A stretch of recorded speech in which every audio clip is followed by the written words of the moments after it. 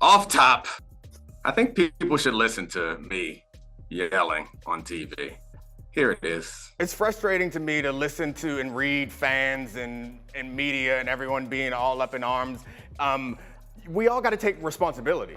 And I think Mike McDaniel in that press conference, he should have taken responsibility. Don't pretend like you out here protecting all the players. Take responsibility for the role that you played in that. And Swagoo's taking responsibility for not raising more noise before that. He's taking responsibility. All of us, and the fans in particular, need to take responsibility because it's not just these ugly hits that are a problem.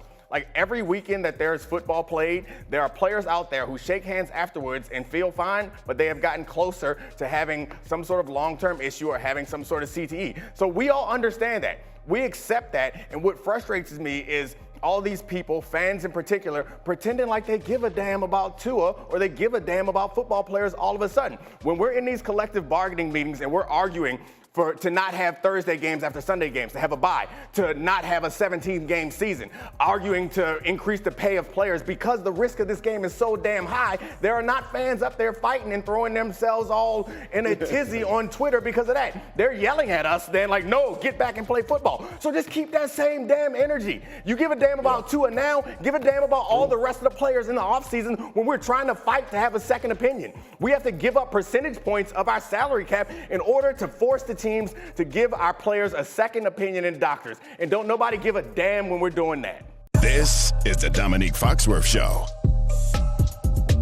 What up, Charlie? So we got Colts versus Broncos, which I gotta be honest, on Thursday night before the season started, I was looking forward to this game. I thought the Colts had a chance. I had faith in Matt Ryan. I still thought their offensive line was good or thought it was great. It's not anymore. And I thought, obviously, that Russell and that defense in Denver were going to be something. But this turned into a non-marquee matchup real fast. Like, I don't know. Is there anything to be excited about on this game other than it's the only Thursday night game we got, so we got to watch it? I don't think that there's anything to be excited about, but I think there's a lot of interesting things about what we got wrong with these teams. And you ran through a couple of them really quick, but it's worth noting their win totals heading into the season, the Colts and Broncos were both 10. That's higher than the Ravens and the Eagles. I don't know how you parse out blame for this, because do we blame the quarterbacks that we thought were still good? And both nerd Twitter and player Twitter told us we're still good coming into the season, and Matt Ryan and Russell Wilson. Do we blame the coaches? Like, we've just decided Frank Reich is a good coach? Doesn't appear to be that way. Always a quarterback away. Right. Frank Reich, he's a Maryland guy, so I feel a little biased to him. And him and Carson Wentz dining off that one almost MVP season of Carson Wentz for quite some time. And then the Super Bowl win. I mean, I guess that's not fair. So in Frank Reich's, it's something that I've talked about a bunch and written about, is just how different being a head coach is from being a coordinator, and how we often hire head coaches based on how well they coordinated an offense or coordinated a defense, which is a bit absurd when you think about the job of the head coach is so much bigger than that. And you can hire an offensive coordinator to be the offensive coordinator and a defensive coordinator to do that, and a special team coach to do that. But like setting, managing the culture, managing in-game decisions, those type of, and coordinating the schemes so that they're complementary, offense, defense, and special teams. Like, all of that is something that only the head coach can kind of really do. And we have no reason to believe, which is why, like, when John Harbaugh was hired in Baltimore, he's a special teams coach, and people would be like, special teams coach? Like, that's rare to have a head coach. But when you think about it, the special teams coach or special teams coordinator is kind of more similar to being a head coach than any other coordinator job, because there's not a whole lot of scheme in special teams, to be honest with you. There's like 5 potential kickoff returns. There's a couple fakes that you can install. It's really, special teams coaching is really about coaching efficiency. It's like, we want to get this stuff down and done right. And it's also about coaching the entire team and getting people to buy in, because nobody really wants to be on special teams. Everybody who is on special teams is like, I'm going to be a star one day. I'm just paying my dues right here. You know, like that's not what you think. You don't, there's a couple guys who've made careers out of being special teams specialists. I think about Kasim Osgood from the Chargers back in the day. That might be a deep cut, but man, I remember him. I was thinking Matthew Slater. Matthew Slater, he's playing forever. He's a good one. Don Beebe comes to mind to go deeper cuts. I'm old. I mean, not if you guys didn't know this. So a little behind the curtains for you guys listening. We had a group chat and social media came up on the group chat. And these damn kids out here talk about social media that I ain't even never heard of. Be real? Like, what isn't the point of social media to not be real? I don't know. It's a bit of a sidebar. You got a Be Real account, Charlie? No, I had heard of it. Like me. Yeah, I've crossed the threshold into old. I'd actually heard of it, but I didn't have any concept of what the app actually was. Yeah, well, whatever. Anyway, back to this. The point of being being a special teams coach. You have to manage the team. You have to create buy-in. You have to create a culture. And what? Just the hard pivot back was great. That was a great awkward transition. Back to special teams. Let's go. Yeah, I mean, and so I've gotten a little bit away from the point, but the point is, I don't know if we should be mad at Frank Reich for what's going on because, like, he's still learning how to do the job, even though he's been there for a while and things are churning. I mean, I guess I don't know how else to explain this because it's not a talent deficiency. Well, here's why I think that they're bad. They're similarly bad coaches. Is Frank Reich was brought in to be a quarterback guru, and the entire rest of the roster was set. And every year, Chris Ballard's like, we can piecemeal together this position with X former good quarterback who's now at the end of their leash, and we can revive him. And that's supposed to be Frank Reich's thing. And he's done it 0 times. Like the last time they had a good quarterback was Andrew Luck in 2018. And, you know, when you're looking at the people after that, if Phillip Rivers has been your best option, that's really not great.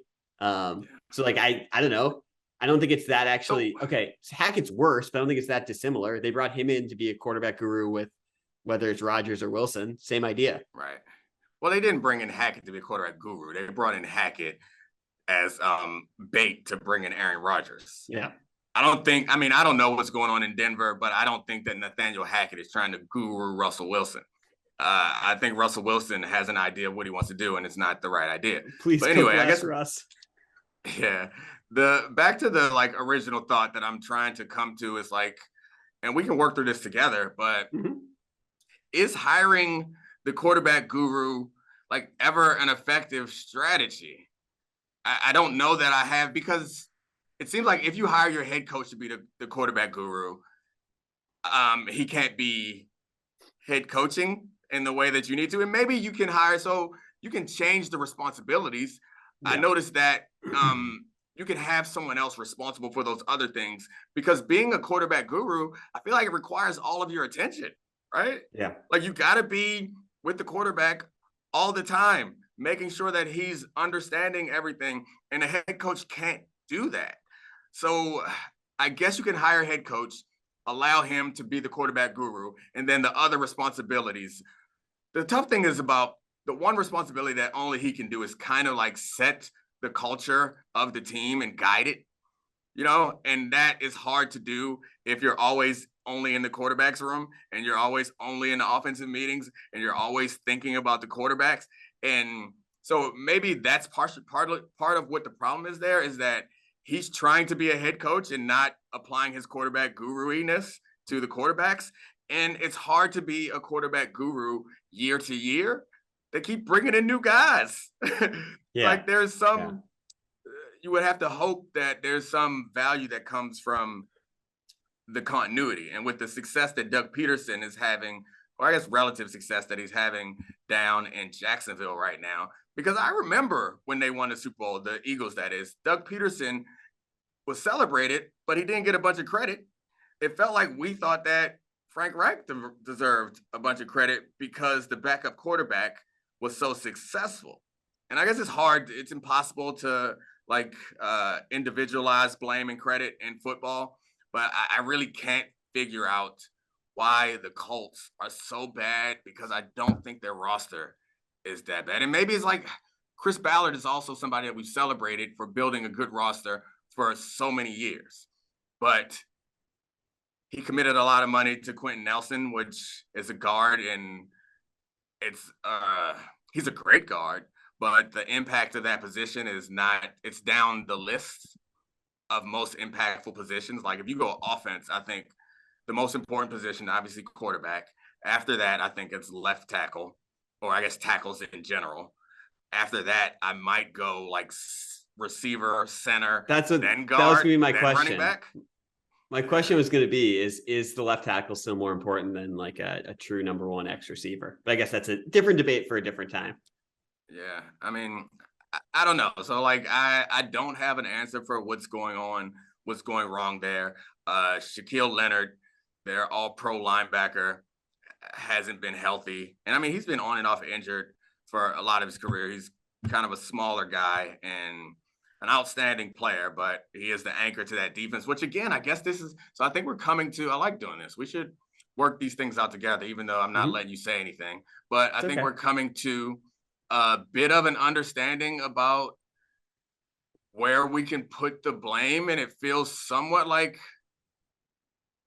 obviously Frank Reich deserves some of it, but Chris Ballard and the financial commitments that he's made, because linebacker, again, in one of those positions that feels like is less and less valuable. They lost Eberflus, who's our defensive coordinator. He's a head coach now in Chicago, our favorite city.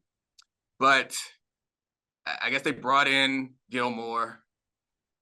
But I don't know. Does that go some way to explain what's gone wrong this season? Is that their cornerstones offensively and defensively are in positions that are not nearly as impactful on game outcomes as you would want them to be. So yes, but I mean, they have hit on other places. Like Michael Pittman was a hit as someone who is really a borderline number one receiver with the skill set he has. And I think that, dividing the blame between Chris Ballard and Frank Reich is really interesting, because I think of it two ways. Like Ballard's the one making decisions on these quarterbacks, which have really held back the roster, because every year we go and being like, oh, they're a quarterback away. Well, hold on. Timeout. I think the Wentz one, which was pretty tough, I don't think Ballard gets blamed for that. I feel like Reich gets it. That was Reich's boy. Like that was Frank Reich. From at least what I've understood, Frank Reich is the one who's still on the table for that guy. So Ballard gets a buy or pass on that one. All right, continue. But I think the interesting thing that you talked about, and I just want to circle back to this for 1 second, is the quarterback guru being the head coach type of thing. I think that we, as football fans, think that quarterback guru means offensive genius. And, that term gets overused a lot, but there have been a lot of really innovative young offensive coaches that have succeeded in the NFL. And those guys, we have given credit for good quarterback play, whether it was Sean McVay sort of talking into Jared Goff's ear and making him seem like a better quarterback than he was, or what we thought he was at the time, or Kyle Shanahan succeeding with anyone at quarterback. But really, those guys just have awesome offensive schemes, and it's not really quarterback centric. So I think that's something that we conflate good quarterback play with good offenses so much that becomes the story when we hire an offensive guy. And there's a chance that Frank Reich might be more specialized than just being a really good offensive coach, which is a really interesting way of looking at it. Yeah, I mean, and the Rams, their offense was the best, because the funny thing is you bring up McVay and Shanahan.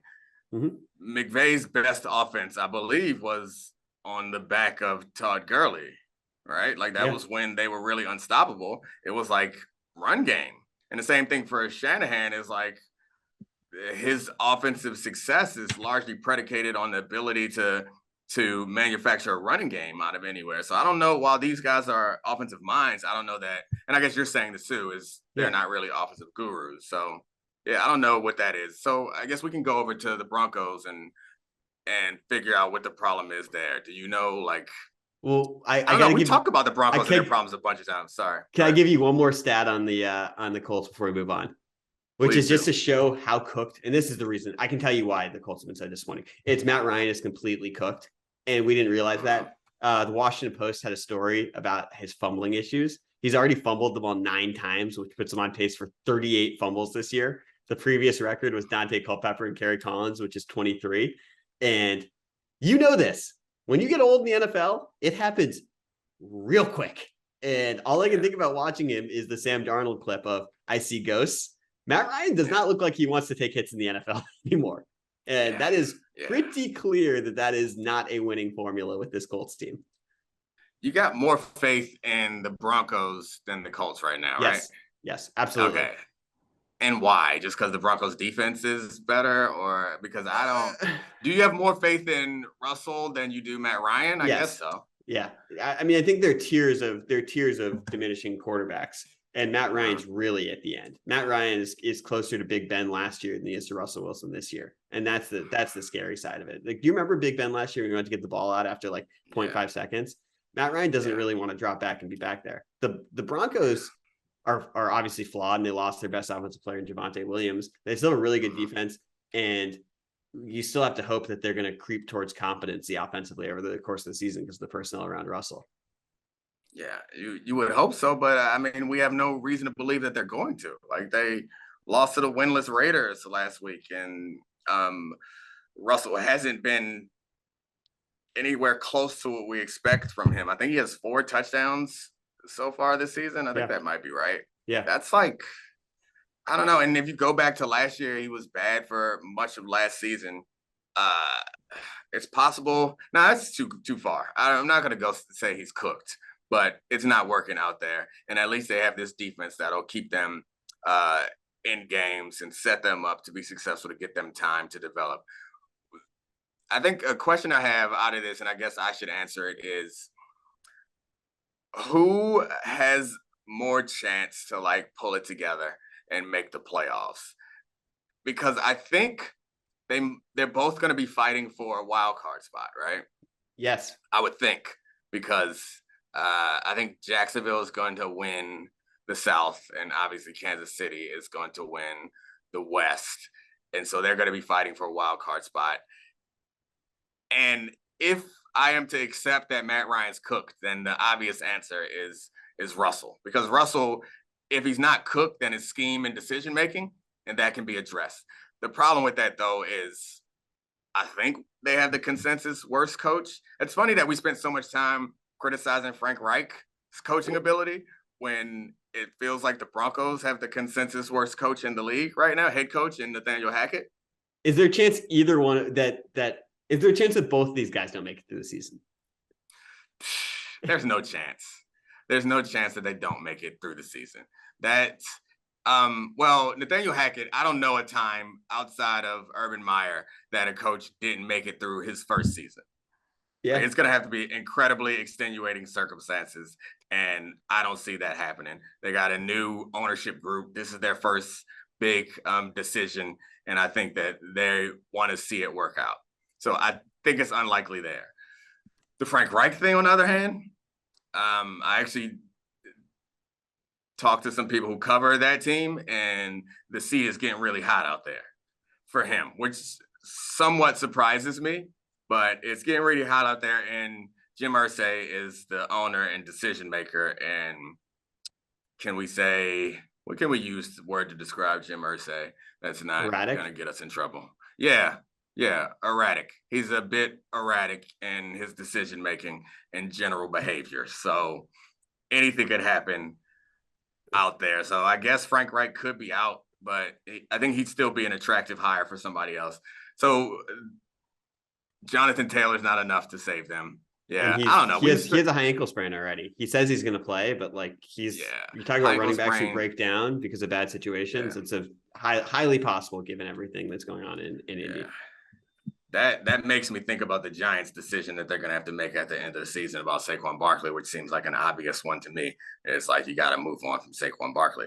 But high ankle sprain sucks. Jonathan Taylor, especially at that position, Jonathan Taylor is not enough. I don't know. A healthy Jonathan Taylor behind the way the offensive line is now is not enough, I think, to carry this team out of whatever funk that they are in. And yeah. So I don't know. I'm hesitant. I haven't watched Matt Ryan closely enough to verify he's cooked claim. Pointing to a number of fumbles doesn't suggest to me that someone is cooked. I'll have to watch it more closely, but I mean, I think maybe that's some homework for me that, or I guess we'll watch the game and I'll let you know at the end of this game if I agree that he's cooked or if it's things around him that are giving him trouble. Is there anything else in the Broncos game that's worth discussing or that I left out that you wanted to hit on? The only thing I want to punctuate is I actually think that the Colts weirdly have a better chance of making the playoffs just purely because of they're beating the algorithm. The AFC South is so much worse than the AFC West, even if the AFC West is not the group of death that we thought before the season. Yeah. We think the Jaguars, the Titans are going to probably win the division, but like we aren't really sure about either of those teams. They're not light years. They're not light years ahead of the Colts in terms of talent on the roster. And like, who knows what can happen there, which is really what makes the NFL so hard to predict, because the Broncos are probably better. And if they were in the AFC South, we think they were definitely still going to win the division. Yeah, they're one game out of the lead in the AFC South and the teams in front of them. And they got the Texans, which they lost to the Texans, right? Mm-hmm. Oh, no, they tied the Texans. The Colts tied the Texans, right? Yeah, so they got the Texans, which should be another win. And they should, talent-wise, they should split with the Jags and the Titans. And, yeah, we'll see how they do. But, yeah, anyway, we've given too much time to these two teams that will not be in the championship hunt late in the season, at least in my opinion. But I guess I would have said the same thing about the Bengals last year, which that run that they had is so annoying because it gets thrown in my face so often whenever I try to make reasoned arguments and people are like, but the Bengals did it. Like, so? It's like not a reason to like have faith in anyone else. The Bengals made it's like when the Giants went on that Super Bowl championship run from the wild card round, and then it was something that was hanging out. Everyone's like, "Oh, you can like win 9 regular season games." They went 10 that year. I feel like they were like 9-7, and then go on to win a championship. Well, should we talk about the Bengals, because they're probably playing the most interesting game of this weekend. Oh yeah, that wasn't a mistake. That was an intentional professional segue to the Bengals-Ravens game because it's hand up. Quite possibly the most. Yeah. I'm getting better at this. Yeah, we should talk about this game though, because I think this is definitely the highest leverage game of the weekend, and it's probably the game and the matchup that will shape the AFC North. And I was looking at the Ravens versus the field in the division and the Bengals versus the field in the division. And the Ravens are minus 125 favorites to win the division. The Bengals are plus 250. That's a massive odds gap for teams that are both 2-2, teams that both have franchise quarterbacks, teams that both have very different but very explosive offenses, and teams that we both thought could be potential contenders going into the season. And I'm wondering how you explain that gap and what you think is going to happen in this game, because I think 2 weeks ago, if we had talked about this game, it would have been the Ravens in a landslide. I'm not sure that's definitely the case coming into this weekend. Yeah, I don't understand odds generally. So can you give me a quick I understand that it means that the Ravens are the favorite, but that gap, can you quickly explain to me how huge that gap is or what exactly those numbers mean? Yeah, so you have to bet $125 to win $100 for the Ravens to win the division. Okay. If you bet $100, you win $250 for the Bengals. And wow. Yeah, so it's more than 2-1 favorites at this point. That is a big jump. I guess to me it boils down to offensive line play, I guess, is what it boils down to, and the explosiveness of Lamar Jackson, because Lamar Jackson's been playing incredibly well so far this season.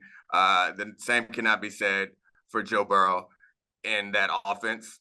I think the Bengals defense has probably played I don't know. The Ravens offense has had some big embarrassing moments, but they haven't been stinky.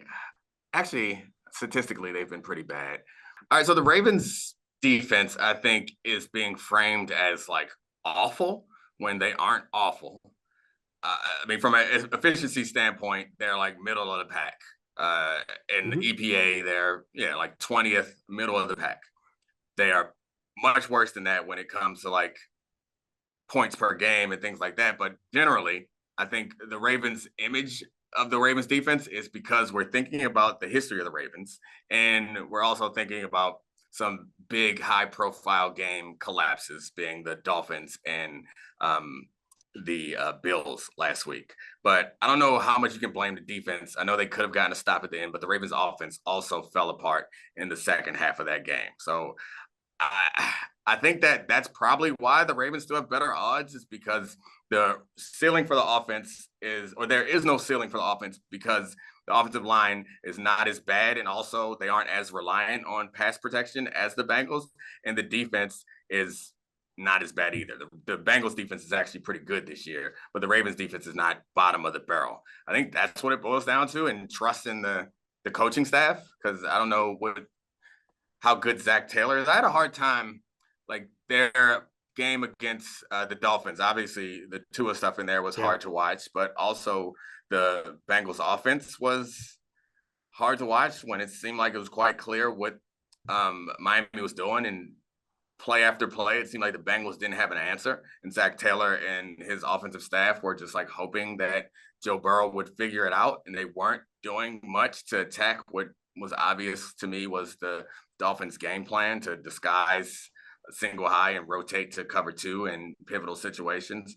But they still won. They managed to put enough points together, but I guess that's the best way I can go that's the best job I can do explaining the gap. But I don't see it as that huge. Like, I wouldn't be shocked if the Bengals won this division, and I certainly wouldn't be shocked if they won this weekend. But yeah, I mean, trust in Lamar is what it comes down to. That's the interesting thing, because I think our trust in Burrow and the Bengals offense has shifted significantly after the first 2 weeks of the season, when he really struggled. Obviously, he had the 4 picks against the Steelers, and that loss looks worse and worse and worse, but that was a different defense when they had TJ Watt. But the last 2 weeks, 5 touchdowns, his quarterback ratings around 115. He's clearly statistically gotten better, but I agree with you. In the grind the tape world of it, you watch Burrow and that offense doesn't look that explosive, and they really can't run the ball, which is jarring and might be a big issue against the Ravens. Yeah, the Ravens secondary, I think, is still talented, even though their ranking is pretty bad. There's injuries and there's mistakes that explain it. Their secondary is pretty talented. The weakness of the Ravens defense is they don't have much of a pass rush, and that matches up well, I think, with the Bengals, because the Bengals can't protect. And since the Ravens no longer have Wink and aren't blitzing the hell out of people, they aren't getting the pressure that you need. And I could see them still getting pressure against this Bengals pass rush. And I think that's probably what it comes down to, is the Bengals offensive line has not turned into what they paid for or what they thought they were getting. And that is what scares people into making the line the way it is for winning the division. But yeah, I guess it seems like a smarter bet to go with the Bengals, but how much easier is it to defend a team like the Bengals when they're totally one-dimensional right now? Because we've watched that with the Bills, and it doesn't really matter with the Bills because they've got Josh Allen. But is that just the crux of it, that the Bengals are way too one-dimensional?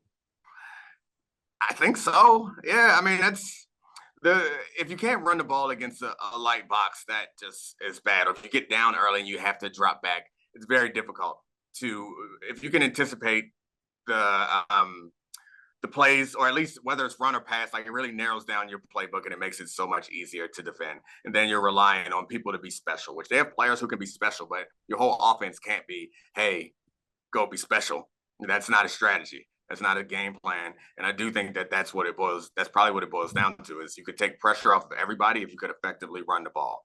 And they can't. And Joe Burrow is someone who likes to hold on to the ball, and his offensive line is not protecting him. So I think that's what it all boils down to. In general, as good as their defense is, we've talked about this a bunch, is the way the rules have changed and the way the game is modified. Defense is normally not something that you can rely on, like, week in and week out or year to year. Though this year, defense is up. I'm happy. Defense is up.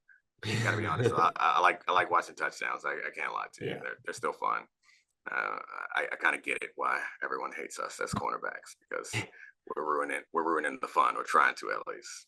Well, let's pivot to another game where defense is definitely going to be up, because I think we should talk about one of the other good games from the weekend, Cowboys Rams. And this is a game where I think if we had talked about this ahead of week 1, we would have been like, explosive Cowboys offense, explosive Rams offense, couple of best receivers in the league. to borderline elite quarterbacks. Now the over-under is 43. And if we wanted to do a bet for this week, I would hammer the under on that one. Yeah. Do we have a bet segment planned? If we don't, put us down for that one. I like that. Okay. Well, we're 6-5 on the year in bets, and this will be our bet for the week of under 43. Cooper versus Cooper. Rush versus Cup. This is going to be a defensive battle, and it's after watching the Rams game, I think that Rams fans should be very nervous about what's going to happen to their offensive line in this game, because again, they don't have a real threat that's going to give the Cowboys fear of blitzing. And if you can blitz on top of sending that D line that they already have, it's going to be a problem. So this is where the offensive guru has to figure out how to guru. I don't know what the answer is. It's not easy. It's not obvious. Allen Robinson hasn't panned out in the way that he was supposed to, because he's really should be the other threat. And again, it comes down to, I hate this because I argue with Jeff Saturday all the time about how important the run game is. And I'm on the other side of it's not that important, but I'm coming around to his side very often, where it's like, you don't got to be good at it, but you can't be bad at it. It's important when you can't do it at all. That's when it's important. And that's like, you can't build a sustained championship contender around a running game unless it's extraordinary, like Lamar Jackson, like they did that MVP year where everything was built around that running game and it was so novel and exceptional. I think they could have won the Super Bowl like that year, but that's rare. It's not going to happen too many times. And that's not a way to plan. You get so focused on the number one thing that the number two thing falls by the wayside, and you don't want it to completely fall off. And that's what it feels like has happened for the Rams. It is completely fallen off. They don't have the personnel to effectively have a running game that forces them to be one-dimensional.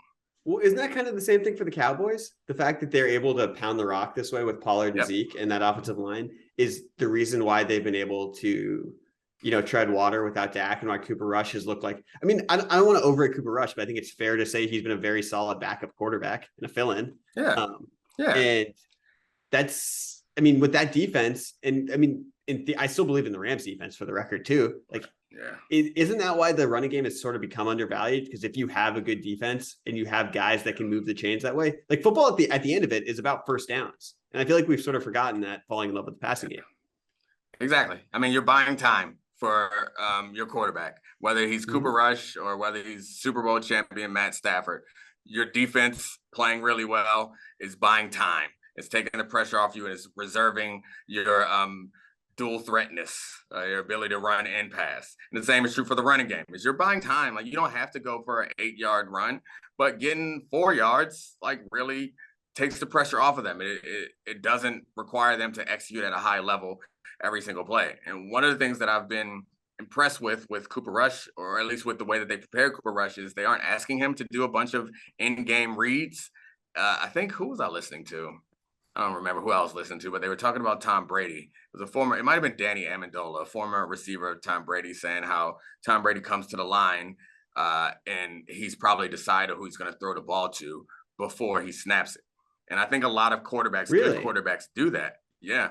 That's really interesting. It's what Peyton used to do to us all the time.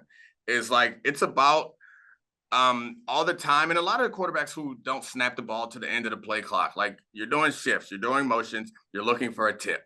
You know what play you're running, or you can switch plays. You're looking for a tip from the defense to tell you what they're doing. Once you have that tip, then you've already read the defense, and you're not asking yourself to do something which is very difficult, to snap a ball and have no idea what's going to happen and read and react quickly. I think when you see guys making split-second decisions, it's often because the decision was already made. And I think that what's part of the reason why Cooper Rush has had success is whatever plays they're scheming up, decisions are already made. He looks confident and effective because the decision's already made where he's going to go. He already knows the right decision to make, or the right place to go with the ball. And it feels like that's not true for Matthew Stafford, even though he always ends up back throwing it to Cooper Rush. It feels like I mean, Cooper Rush, Cooper Kupp. So yeah, I don't know. This game to me is going to be a defensive duel, and I want to see Micah Parsons go off because I love Micah Parsons going off. That was what I was going to say. This is the Micah Parsons game. Like he's already getting super famous, but this might be the game where he gets like super, super famous because that offensive line is decimated, I mean, particularly in the inside, but all of it adds up.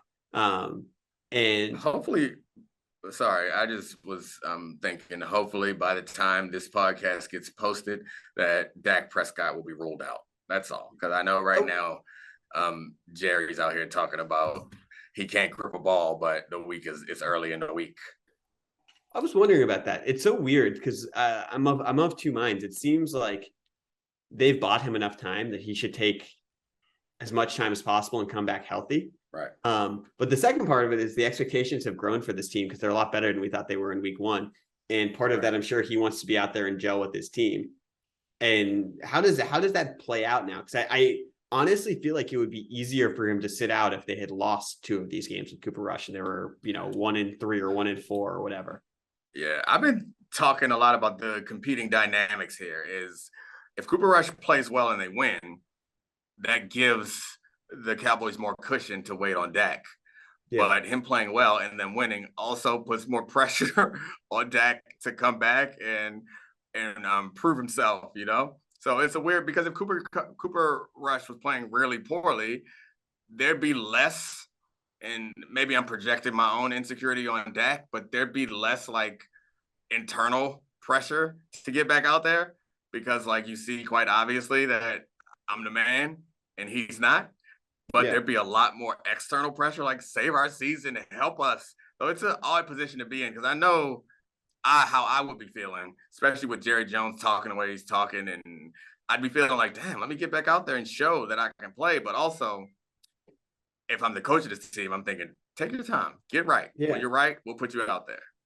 It's so weird because like, I think the Cowboys are going to win this game. I don't know if you agree with me on this. I just think they're actually just a better team at this point than the Rams. And it's weird that I believe that with Cooper Rush at quarterback still over Matthew Stafford with how much he's struggled. Like Stafford's been a turnover machine. We know that's where the Cowboys DBs, particularly Trevon Diggs, thrives. I could see this being a big turnover game and the Cowboys sort of controlling it from start to finish. But what I think is weird is that success in the NFL is so precious and fickle. And Dak Prescott knows that. Like his rookie year was probably the best team he's ever played on. And they've been chasing that ever since. And personnel wise, neither you or I thought they were going to be the best team in the NFC East coming into the season. I still don't think that, but I also think given how not competitive the conference is and how much better the defense has been and how much better the running game has been again this year, this also might be his best shot in a while to like make a deep run in the playoffs. And that has to be weighing on you even more than the Cooper Rush stuff. Like you're the quarterback of this team. You're ostensibly the highest profile player. If you go out there and you get right, you could, I don't want to be hyperbolic. They could make a run deep in the NFC. Like I wouldn't be shocked if they ended up in the NFC Championship game or further. Who knows? It depends on the matchup, but I think I picked in my picks this week. I think I picked the Rams to win. And it's probably just expectation. Not probably. I think what I was thinking was the Rams are a championship team with Hall of Famers all over the defense. And Cooper Rush's luck has to run out. It's not great analysis, but like he hasn't had a bad game yet. Like I don't think he's thrown an interception. No sack fumbles. Like that has to happen at some point. And the Rams are talented enough defensively to force him, I would think, to force him. And if McVay's able to scheme up a couple early scores, then we're looking at Cooper Rush trying to throw them out of it. I think that's how I talked myself into it. But the beginnings of it was Cooper Rush can't keep winning. Like he just can't keep winning, which is not good analysis. But like he just can't keep doing it. This is the Breaking Bad gif of Jesse being like, he can't keep getting away with this. No, he's actually, I mean, he's played as like a really, really solid game manager or slightly better than that in certain points. And the weird thing is I agree. I thought this was going to be the Cooper Rush come down to earth game and the offenses are very, very different. But we also just saw the Rams struggle with a game manager who made like decent decisions and got the ball to his best players. And that's like, it's very different comparing the Cowboys to Shanahan offense. But when you really melt it down to what we expect or what we would want Cooper Rush to do if we are Cowboys fans, it's, handle the ball, get it to your best players quickly, and let them have a chance. And that's what we saw work against the Rams. All right, Giants, Packers, or I guess Packers at Giants, unless you got anything else on the Rams, Cowboys. No, that's all I got. All right, it's hard to talk about Packers Giants without talking about Odell Beckham Jr. In my view. He was flirting with Aaron Rodgers on social media, and I guess I'll just hit you with the question. My answer is no, but do the Packers need to pursue Odell Beckham Jr.? No, I don't think so. I think, by the way, he was also flirting with the Giants. He took a visit back to the Giants. He did. Now, apparently that wasn't an actual visit. It wasn't like a visit of the team. It was just him saying hi to teams. But Odell Beckham likes attention. It's clear that he's doing things to make sure we don't forget about him. But yeah, I don't like him to the Packers. I like their young receivers, even though their biggest plays or most popular, or I guess most famous plays are really infamous plays where their young receivers and Watson and Dobbs are dropping short touchdown passes that are hurting the team. Didn't cost them the game last week, but anyway, the Giants don't have a quarterback or a backup quarterback. They're both hurt, and Saquon's amazing. It's a real tough season to be in. I don't know if I find this game as interesting as I find the big picture stuff. So we agree Odell Beckham is not going or shouldn't go to the Packers. But the Giants, what should they do with Saquon at the end of the season? You got to move on, right? Yeah, you can't pay him. It's really tough because I actually think he's been the best running back in the NFL this year. And it didn't take me that long to get there, which is crazy because you wouldn't have thought that going into the season at all. Not even just having fantasy football brain, but just after the year he had coming off his ACL last year. But it gets back to, it's the whole thing of drafting him number 2 overall. Like, what are we doing? What are we doing if we don't have the rest of the infrastructure in place and you're paying Saquon Barkley to be your best player? Now, it just caps your ceiling so hard. He's the type of player that I think you break the don't pay running back rules for, but it's only if, and like I said, the same thing about Derrick Henry, and they didn't pay Derrick Henry a crazy amount. They just committed it to him, if I remember correctly, just for like 2 more seasons.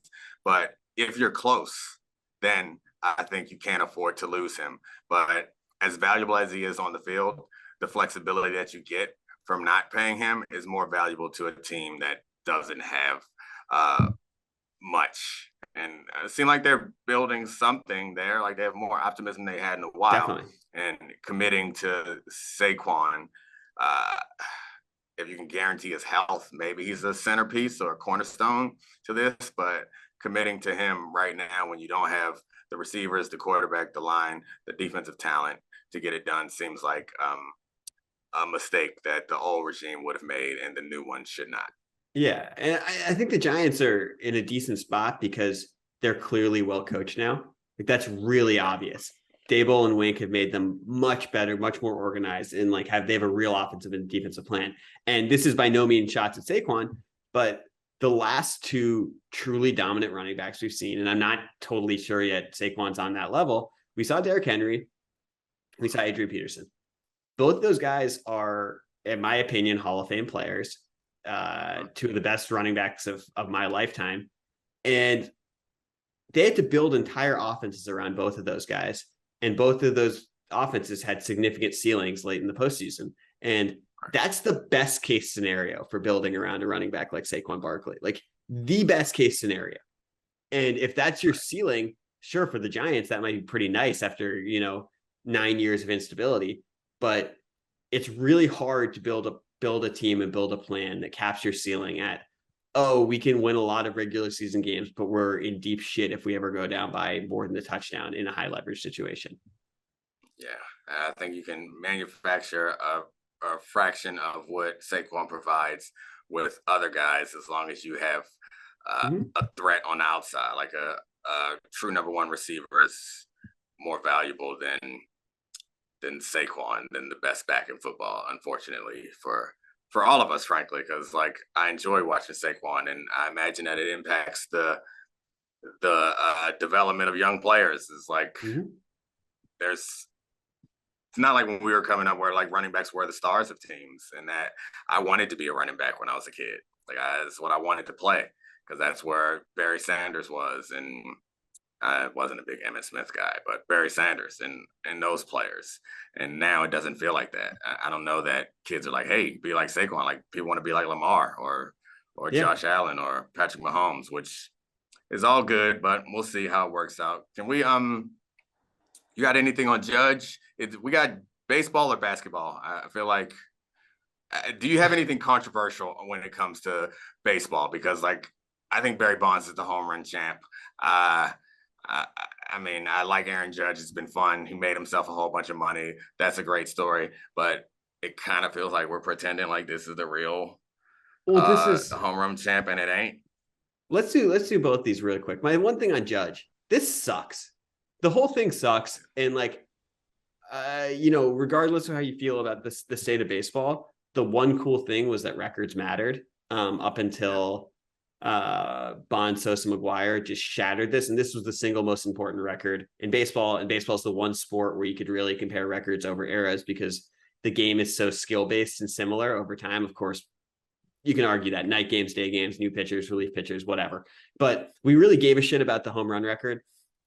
And it's been blasted so far out of the stratosphere of being achievable, of hitting 73 home runs, that it's not even close. It's like, yeah, I really wish this mattered, but Aaron Judge having 11 fewer home runs than Barry Bonds is so not exciting. It's more exciting about who's going to sell the home run ball than it was about this chase, because the whole thing feels weird and impossible to define. Because if you say, it feels manufactured too.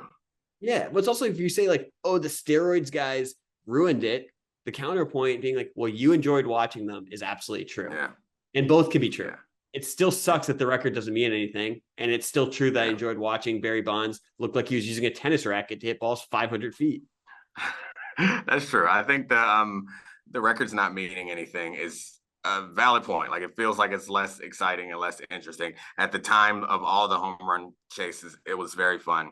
I feel like silly I'm not one of the people who tries to discredit the home run chase because like, I don't know, if you read anything about like baseball in the 80s, it was like there was drugs in the game then too.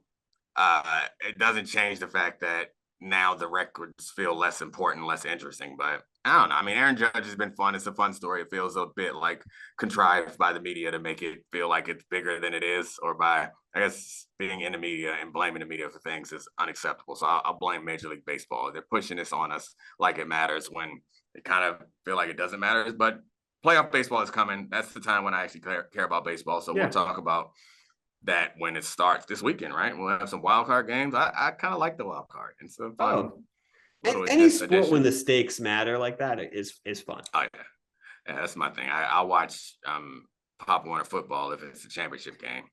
Right. All right. What we got on Victor Wembanyama? Victor Wembanyama. I got to get it right. His quote is outstanding, where he said about Scoot Henderson that he would be the number one pick if I never was born, which is great. He feels like a cocky Frenchman, and I love a cocky Frenchman. And when you watch his highlights, I think sometimes it's hard to scout players and understand and project how well they'll play in other sports. But there's some players that, like LeBron James, you watch those back when he was in high school, you're like, oh, yep, I get it. Victor is like that, but kind of, I don't want to say better than LeBron James. That's crazy. But his tape is so much more eye-popping and shocking for somebody that big to be that coordinated, that skilled, that fluid, and have perfected some of the more difficult parts of the game already. Like, I feel like no one comes into the league that good at that many things. And maybe it's going to take some time for whoever gets him to build a roster around him. But it's going to be easy to build a roster around a guy who can protect the rim and shoot and handle the ball and be the biggest man on the floor and pass, and apparently seems to have that dog. Yeah. The way he's talking is like he's nasty and he wants to win. Like, I put everybody on notice off the top for a reason. Like, it feels like it's almost over as soon as he gets there. Well, the game on Tuesday night was pretty stunning to me. First of all, Scoot Henderson would be the number one pick in most years. Like, he's awesome. That should not go unmentioned, because that is a guard prospect who's incredibly polished. Like, probably the best guard prospect since Derrick Rose, but he seems to have a lot more polish to his game, a lot more feel, Chris Pauley feel.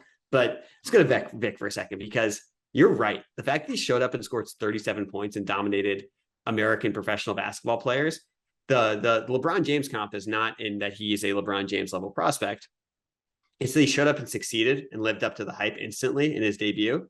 And that's pretty rare, because I assumed he was going to be a supercharged version of Kristaps Porzingis or Chet Holmgren.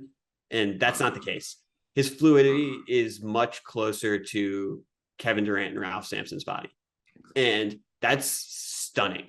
That was stunning to see how complete he is. And to me, there are going to be two interesting things to see with Victor. Three interesting things. One, this season is about to be a bloodbath with tanking. The amount of teams that are going to blow it up to give themselves better shots at Victor Wembanyama, because this is the best prospect in 20 years since LeBron came out, is going to be stunning and probably worthwhile for the health and stability of a franchise. Two, once he plays, we know how good he is, but I want to see how much he affects winning, because it's basketball. Star players are attached to wins and losses in a way that they aren't in football. And he seems like someone who is so efficient and so built for the modern game. He should quickly affect winning. And then three, the scary part, when there are players we've never seen before, I have no idea how his body is going to translate to the NBA, and if there's going to be a learning curve, and if he can hold up, because this guy's 7'4" or 7'5" and moving like a guard. What is this? Yeah, there's so many interesting things about this. One is, like, from a league's perspective, where would he be? Like, the tanking thing, yeah, I get it. And they've addressed it a little bit, but not enough to deter people from tanking. Like, collecting not for this picks either. This is someone who's like, I'm going to win you championships. Yeah. Right. And from an economic standpoint, the value to a franchise. Like, I don't know what it means to the franchise value, but I feel like it's in the B's. As how valuable, depending on the franchise, how valuable your team immediately gets when you put this guy on it. That part is interesting to me. Where the league would want him, if you want to get into conspiracies of frozen envelopes and all that, that's interesting. Like, is it more valuable to drop him in a smaller market? And I think the answer is no, but it's possible to, like, drop him in a smaller market that needs rescuing, or put him on expansion team, because I know we've heard rumors of the league expanding. Or is it more valuable for him to end up in big city? I think it's more valuable for him to end up in a big city, because it makes more money for everyone. If the league is important and those big cities matter. And also, then we get to all that before we even get to the idea of the health of a player like this, what it's going to mean for him, how he is going to, like, take charge of a franchise. Because we've talked about this before, how the role of a star in NBA has changed. You got to kind of be half star, half general manager. And, like, that responsibility is going to fall on his lap faster than it did for anybody, like faster than it did for LeBron James, because LeBron James was here while that transition was happening. Now he's going to walk into the league, and if he's as good as we expect him to be, then, I mean, I guess we'll give him 2 years before we're like, hey, get people around him. And the last thing is a little bit less immediate, but are we going to win? Like, the dream team was so great for the spread of the game and so great for the league economically. But are any American players going to be great in the next 15 years? I mean, like, I know they're going to be great now, but, like, 15 years from now, what's the league going to look like? Like, I'm not xenophobic. It doesn't bother me, but it's an interesting question, because if you opened it up to, and that's part of my, like, LeBron James is better than Michael Jordan argument. It's like the league is so much more talented now than when Mike was in it. And, like, for LeBron to dominate the league the way that he has is more impressive than just beating up on Americans. But the talent is going to come from it already has, like, the MVPs, the best players in the league. Like, who is the American player? I don't know. All right, go for it. I'm going to look at a list of the top players. I'm trying to see how long it takes me before I get to an American player. Well, yeah, I mean, I think it's really interesting that the most interesting guys in the league, the most unique guys in the league, are all from Europe right now. Zion and LaMelo Ball excluded. They're still unfinished products. And obviously, Zion looks great after losing all that weight. But, I mean, you look at Jokic, Embiid, Luka Doncic, and Steph Curry, that's probably the top tier of the top 4 guys. Only one of them's American. And someone like Steph Curry and LeBron are not models you can build off of because of how unique their hand-eye coordination and skill set are. But no, I mean, I think there's always going to be American talent. I don't think that is in doubt. I still think it'll be, at least half of the All-Stars are going to be American players. But the interesting thing is, what sucked about the NBA lately is how sort of uniform the game is, how analytics have made it slightly less interesting. We want role players taking corner threes. That's all, corner threes and layups, and that's it. Well, then you dump in all of these talented European guys who can handle the ball, who can pass, who can play in different European and Australian guys. And it's guys who can play different positions, who pass the ball, who all want to handle the ball and can score in different ways. And I really hope we don't sort of strip them of their unique game when they get to the NBA and they aren't forced to just stand in the corner. Because that could be the biggest thing, is we might actually see a unique brand of basketball where teams play different ways if we have all these guys with different skill sets. Yeah, I'm not as confident as you in the talent, the American talent, and maybe I'm being hyperbolic, but and I guess I was thinking of 8 billion people in the world, and I guess not all of them are playing basketball, but basketball is very popular here. So I don't know if you've ever read any of David Epstein's work, but he talks a lot about developing talent and how inefficiently we do it here in America, and still somehow are quite successful at it. And places are much more efficient at doing that and having a lot more success. And basketball seems like it's incredibly popular in China. It's incredibly popular in Europe, and I guess it comes second to soccer in most places in the world.